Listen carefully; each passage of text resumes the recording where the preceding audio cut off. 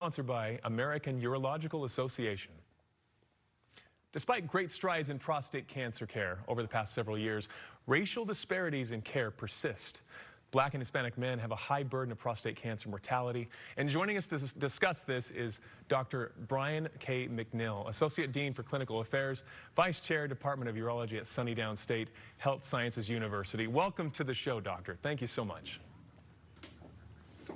Good afternoon, David. Pleasure to be here with you and the folks out there in Salt Lake City. Thank you that means a lot. Appreciate it. And the topic we're talking about is about racial disparity when it comes to men and prostate cancer. Is that right?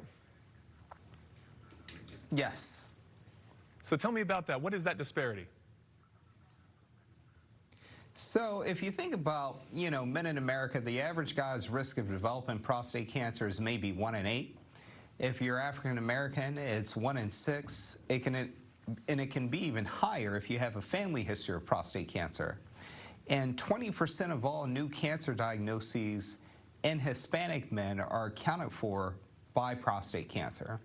What we've discovered is that there are genetic differences in men from different ethnic groups, which may not only impact one's risk of being diagnosed with prostate cancer, but it also may have an impact on how you respond to treatment. That's fascinating. And racial disparity in the utilization of new therapies, do they exist for advanced prostate cancer? They actually do, and this was actually shocking. Some of my colleagues recently reported their findings looking at immunotherapy for prostate cancer, which was introduced a little over a decade ago.